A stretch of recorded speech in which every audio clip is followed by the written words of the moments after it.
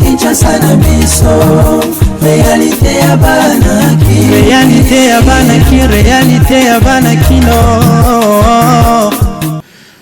Sénateur à vie Joseph Kabila Kabange azwaki avion na ye pour na Dubaï objet à voyage et humanité na presse kasi esengeli koyeba que esika azali ko séjourner officiellement na Grand Katanga. Plus de 1800 commandos bakitaki na terrain pour na koya ko renforcer sécurité à Lubumbashi, ko sécuriser ba bien pe ba personne oyo bazali kuna sur ordre ya mokonzi ya mboka ba chikata bakiti kuna en désordre. Côté mususu Luka Atanasio, jeune ambassadeur ya Italie, akufi lelo na Nord Kivu na garde du corps na ye balobi ba circonstance ya mort na ye banité selon ba média mususu bazali koloba o délégation na ye ezalaki attaqué abanaki kotomla na bato ya PAM na toute l'étendue ya République démocratique du Congo mokolo lelo rentrée des classes et salemi pe ba activité zongi na ba université et célèbre ba que la tongo lelo embouteillage ya liwa bisika nyonso toyebi te ndenge bana bazongi classe soki tokosuka wapi na couvre-feu oyo ezali kosila te. Bozali ebele ya kolanda magazine na bino Kinshasa na biso Kanbe News tozali wana pona ko servir bino première chaîne toloba pe to continuer koloba oyo ezali ko continuer ko pesa bino information en continu kasi na lingala banda basala TV et en Afrique pe et comme la République démocratique du Congo nanu makambo oyo ya chaîne mobimba et pesa bino ba information en continu na lingala ezalate nane sengo ya kokuta na bino.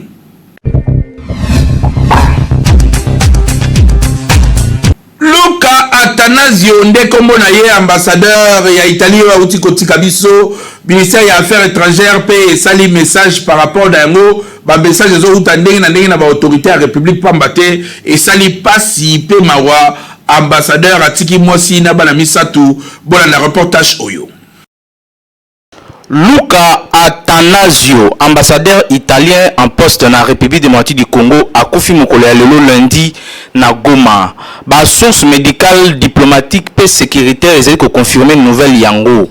Diplomate azalaki na kati ya convoi moko oyo ezalaki attaqué lelo na Tongo na territoire ya Nyiragongo. Azalaki blessé par balle kasi tango ba memé na hôpital ya Monisco et sika wapi akendaki ko kufa.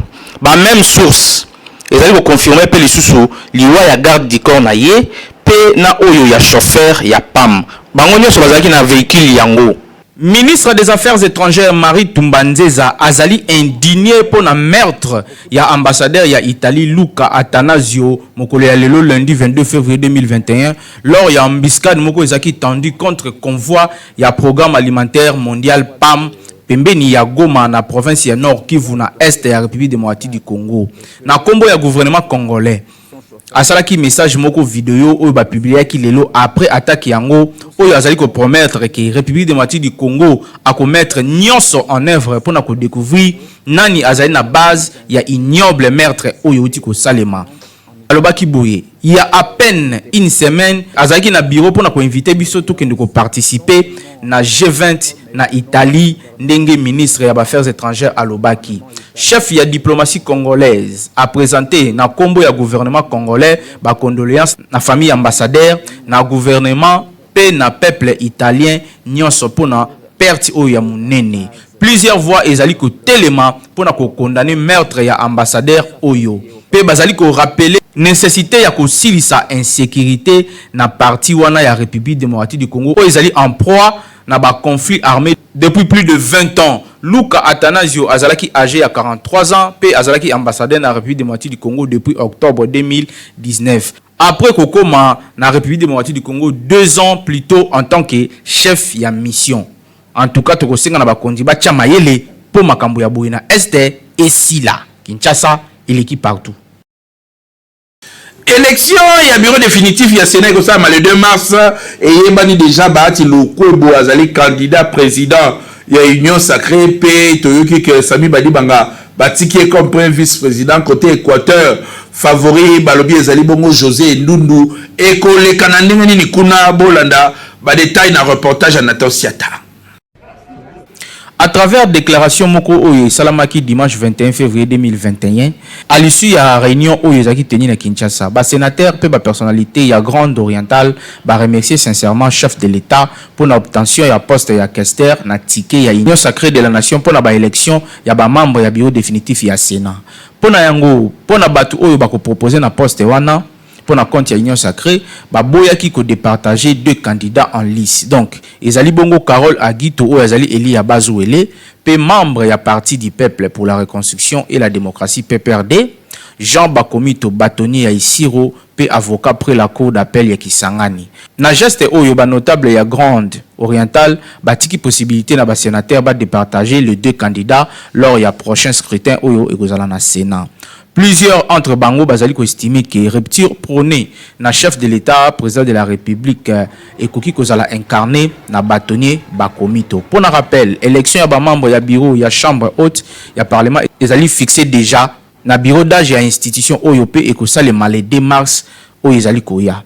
Ticket ya Union sacrée pona élection yango ezali composé na 7 ensemble ya pays. Pona koyeba ezali bongo Grand Kivu o yazu présidence, Grand Kasai yazu première vice-présidence, Grand Équateur yazu deuxième vice-présidence, puis Grand Katanga rapporteur. Congo central na Kinshasa rapporteur adjoint o ezali réservé na opposition, Grande Orientale nde yazu Kester, Grand Bandundu yazu Kester adjoint. Kinshasa et l'équipe partout. Ezalaki prévu banda lundi kasi Soso déjà premier ministre Sama Lukonde ayambi Jean-Pierre Bemba ayambi pe bandeko FDC o bakumama kina bahati Lukwebo elekana ki ndenge nini weekend pe kosuka ndenge nini ba détail na reportage à Nathan Siata. Premier ministre Jean-Michel Sama Lukonde a démarré ki ba consultation na ye pour la formation ya gouvernement na ye ya Sikana République démocratique du Congo mokolo ya lelo lundi 22 février 2021. Pour la première journée où il y a une consultation, chef du gouvernement Ayambaki, regroupement politique Alliance des forces démocratiques du Congo et allié AFDCA, où il y a sénateur Modeste Bati Lukobo Ndé Azali autorité morale. La rencontre où sénateur Bati Lukobo a talisé qui va discussion, na premier ministre et tournaki autour notamment il y a axes principaux, il y a programme, il y a gouvernement, il y a union sacrée, mais les sous critères nini oyo et sengeli ko remplir par membre il y a équipe yango. Au cours de l'entretien, son excellence, monsieur le premier ministre, a pesaki biso critères, a pesaki biso axes principaux, et Sengeli est constitué programme, il y a gouvernement, il y a union sacrée de la nation, mais les sous méthodologie, il y a Kolanda, pour la présentation, il y a candidature, il y a poste, il y a membre, il y a gouvernement. Na yango, azalaki très clair pour na kolobake, il faut tenir compte, il y a critères, il y a moralité, intégrité, compétence, paix, expérience, mais kobo sanate, casier judiciaire est à la vierge, ndenge baati lukwebo alobaki. Selon yé, ba membre ya prochain gouvernement et sengeli ba s'engager pe ba ko signer code ya éthique moko. Abaki saki pe 3 candidats et sengeli ba za la proposer pour na chaque poste ministériel. Mais les sous ba prétendant membre ya gouvernement et sengeli ba s'engager pour na ko signer code ya éthique de manière à ce que ceux qui bazali mis en cause balingi bazala poursuivi na justice automatiquement bazala déporté pour les kakali sous-souté na nzela ya parlement ndenge abakisaki ancien formateur. Il faut que signaler que ba consultation ya premier ministre Sama Lukonde et Sengeli est débouché sur formation ya premier gouvernement ya union sacrée de la nation oyo ezali initiative ya président Félix Tshisekedi. Kinshasa et l'équipe partout.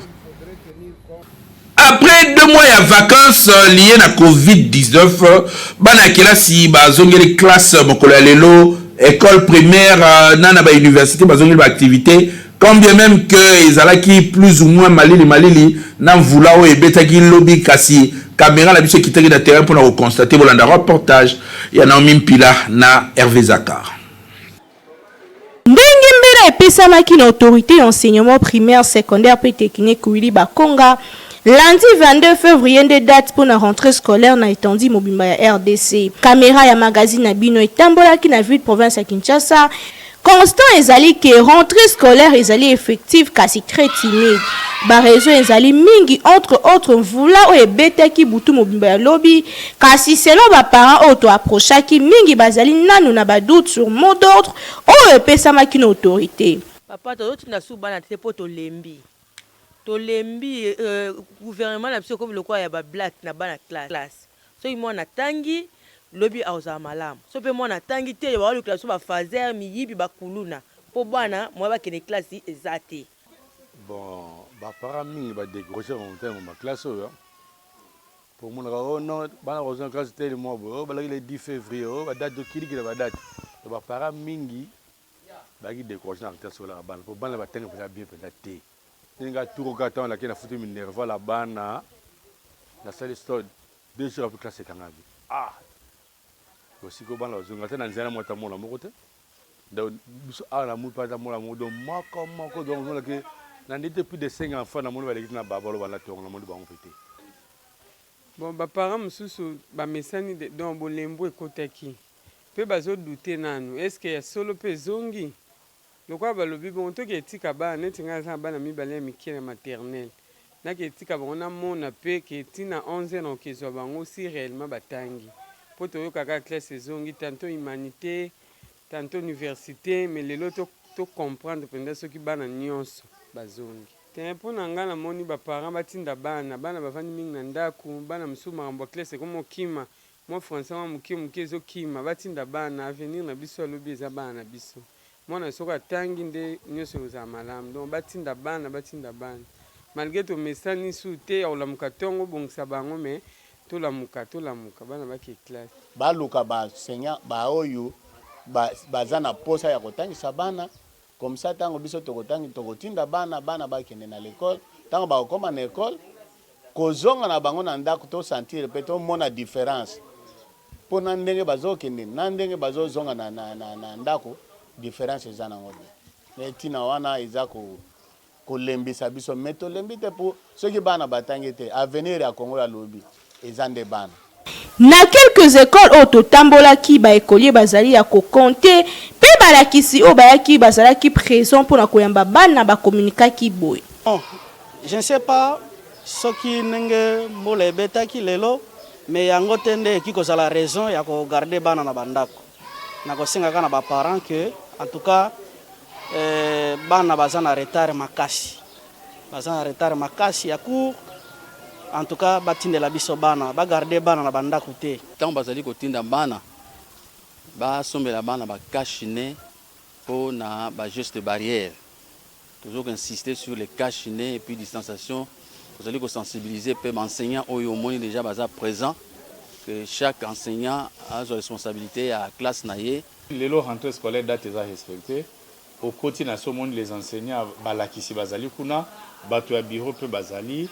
corps professoral to enseignant na administratif bazali et puis bana ba yendambu to koyi koloba ke la rentrée zali réelle effective mais très timide pa porte se fongwamaki toza penza à la hâte donc pona koyamba bana biso batanga batika kobomba bana na ndako parce que place ya bana eza na école.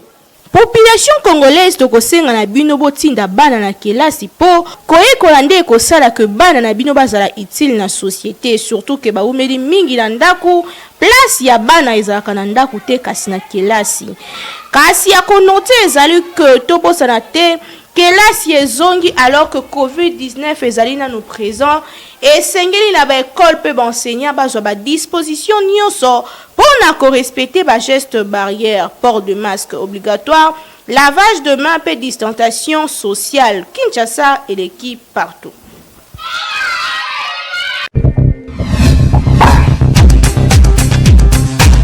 KNB News, tozali ko continuer ko pesa bino ba information en continu pe ba émission o ezali ko fungola l'actualité ezali ko continuer ko beta na ndenga ko sakarate bolanda ba extrait ya émission na bino kindoki politique ndule pe maboke ndenge salamaki pe ndenge ezali déjà en ligne na 3 na lingana lo ba 3W na chaîne de YouTube KNB News. C'est-à-dire, la somme, 1, 2, 3, la somme de nos petites actions, de nos petites excellences feront que le Congo, si tu fais bien ton travail, tu sers déjà ton pays. Toujours dans le domaine politique. Ici, un tel bobengisi l'autre personne bobi que non to ya to travail baye bango nyonso et puis na souka se retrouver.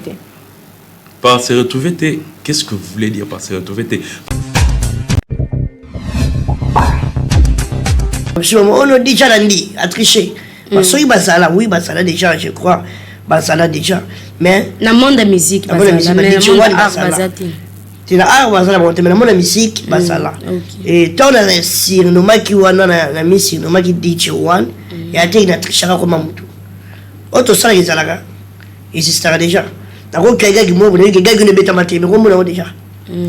Donc ça veut dire qu'on a un renommé qui dit que One. Je savais que dans la scène par rapport à la définition, le seul DJ, le DJ. Mais alors, on a pas DJ monsieur Bazali. Yo ba kisi ka one. Té ba DJ one puis Bazali kara. Ba DJ one. Et comment se retrouver DJ one ou DJ one mais oh ayeba ni secours. Dio. Le seul hélénique.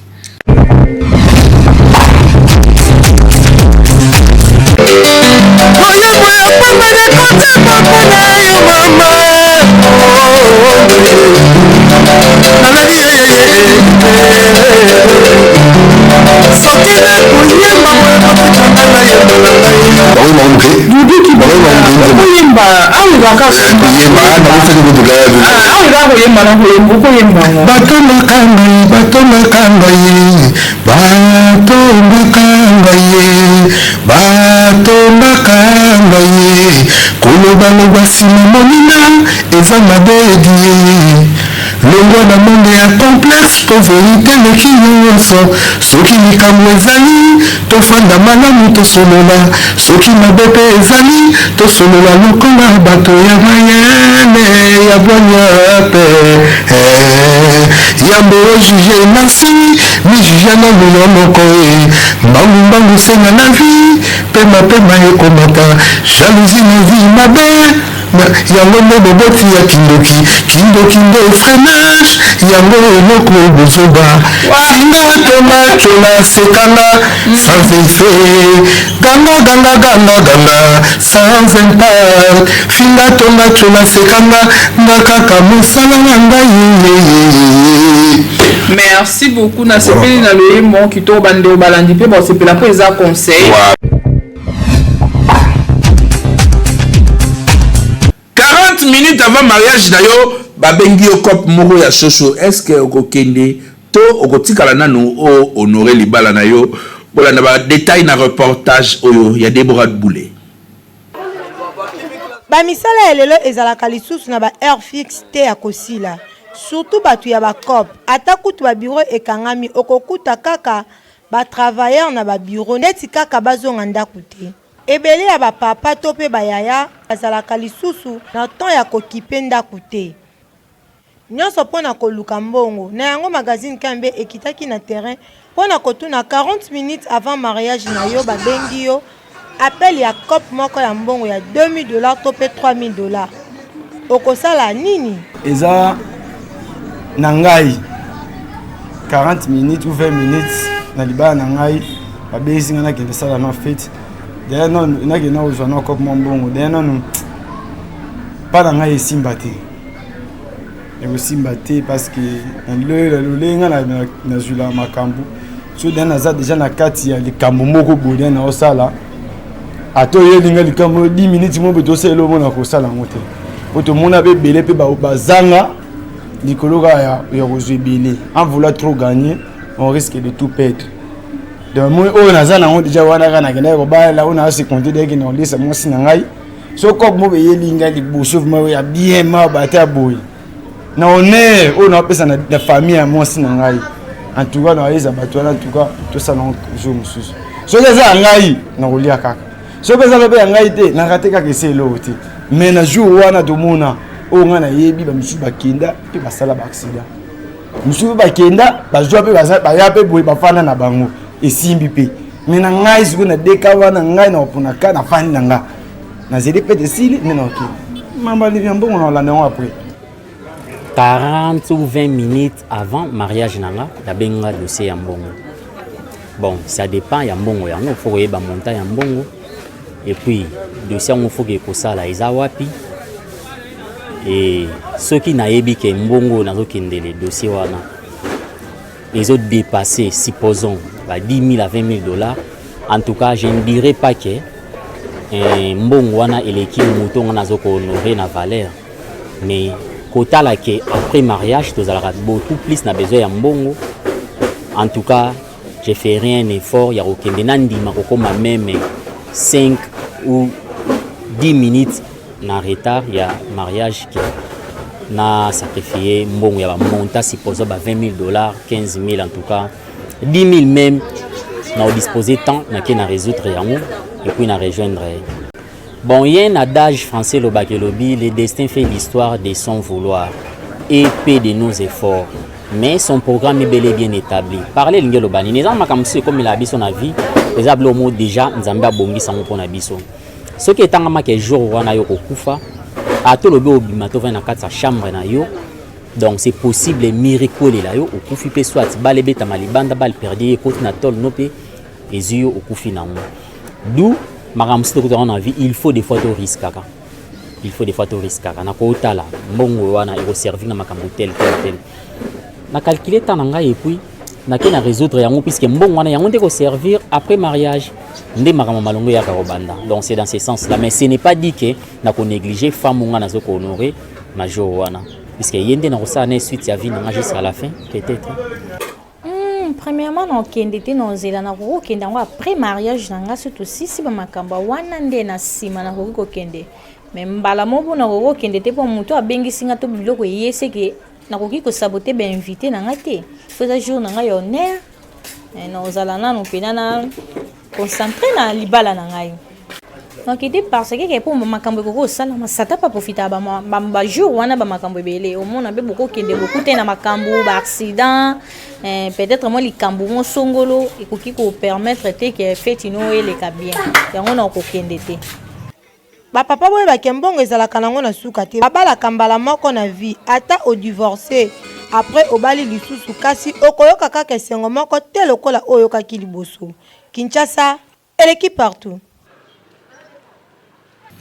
Est-ce que c'est normal locataire aye ko louer ndako pa bino kasi aboko la bibwele est-ce que kokiko ndi mama na batata mapango to ba mama mapango mususu ezali bon reportage auto saleli bino bolanda ba détail na commentaire ya Naomi Pila na Alpha Molenda.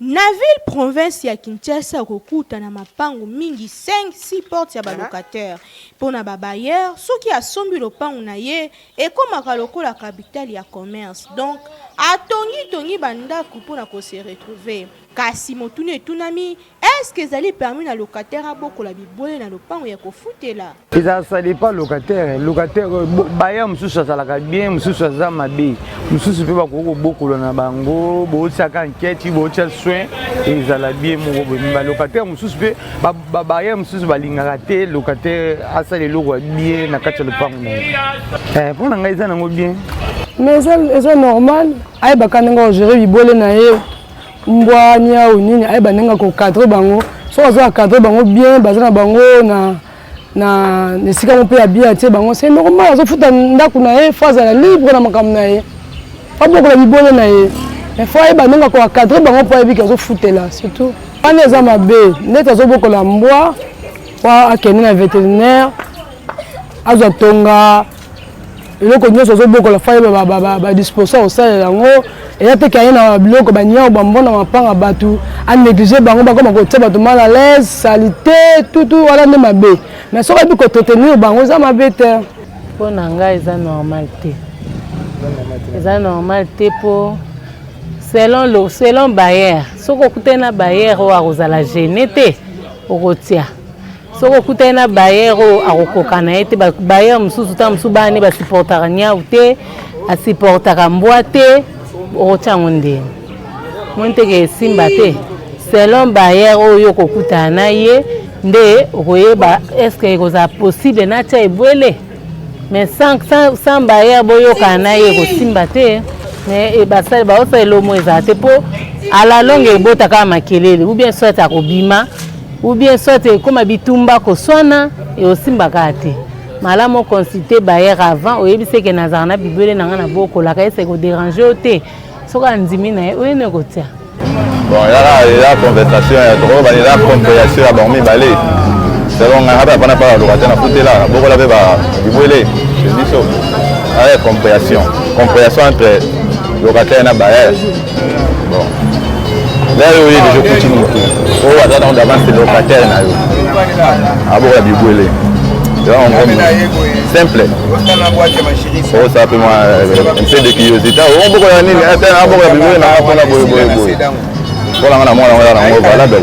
nyonso ezodépendre na règlement intérieur ya chaque lopango pe dimension to pe espace ya lopango. Il faut que se rendre compte pe na nombre ya bato oyo bapartageaka lopango po eza hygiénique te ya kobokola bibwele na espace habitable.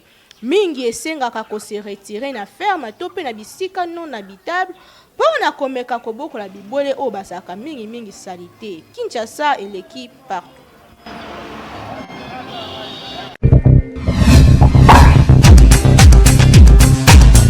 Makambo ya soni pasi pe mawa Derinkle Motema Pembe Dora balongwe na compétition africaine contre El Ali oyo ya Benghazi et salemaki wapi na stade de martyrs mawe bolanda commentaire ya Nathan Siata.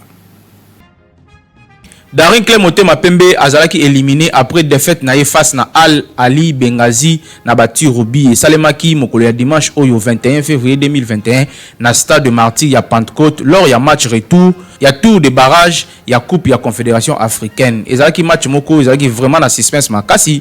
DSMP alaki ko fongola marque grâce na Borel Tomanzoto na 45e minute oyo permetaki na ba immaculé ba prendre devant sur bas Libyen après nul y a un but partout y a match aller avant ba encaisser bi oyo ezalaki évitable et qui permettre na ba Libyen à 5 minutes y a fait un match ba égaliser séance ya bati Robi et y a qui tourner l'avantage ya ba visiteur oyo ba ko marquer 8 tirs contre 7 pour na DSMP.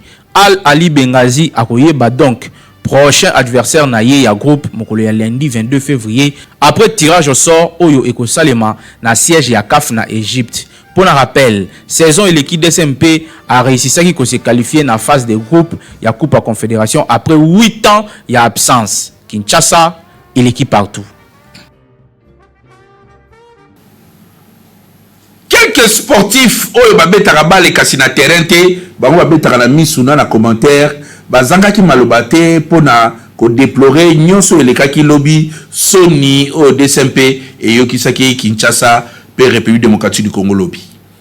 Monsieur Daringa longo na erreur ya moko puisqu'il faut voir que non bango bazaki ko relâcher tout juste à la fin et pourtant bazaki beaucoup na ba opportunité belé ya kokoti saladu tout juste à ce que tu as dit deuxième mi-temps Daringa betaki malam mais ba joueur on est ba kokoti saladu ils ont commencé à s'amuser na balle na niveau ya surface de réparation on les ba marqué mais ba oyo ba profiter na opportunité wana bango ba relever pente ba égaliser et puis ba ko gagner na ba tir au but match aller au Monaki Daringa a ça qui un but partout a ça quand même un exploit na retour à Wabache 0 et tu calé tout juste 4 ou 6 minutes à la fin du match bango va relâcher va équipe peut profiter et but et puis ba un tir au but bango va gagner match à Daringa lobby Daringa azalaki na avantage belé pona ko leka na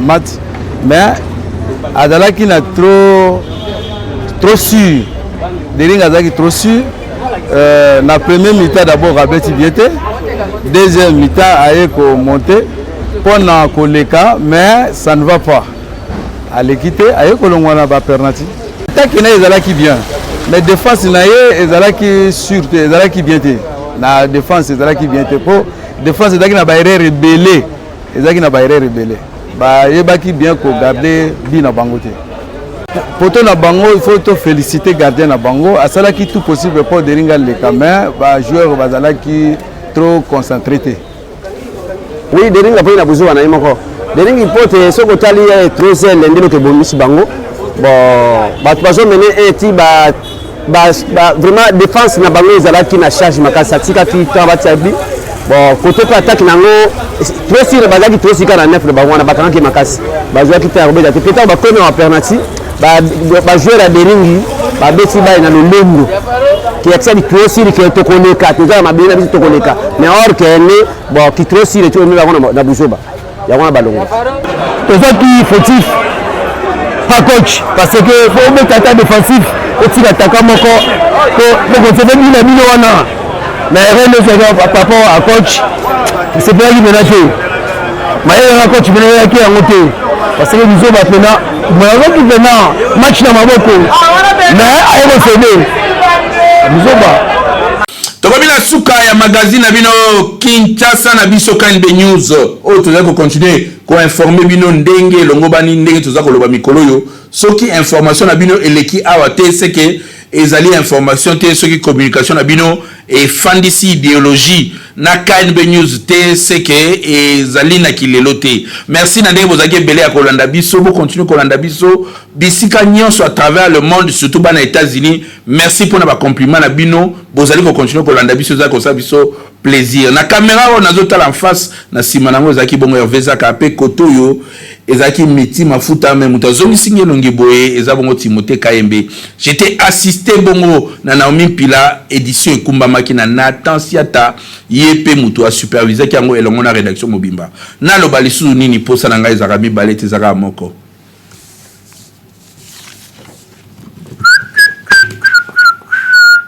tout le monde a lobby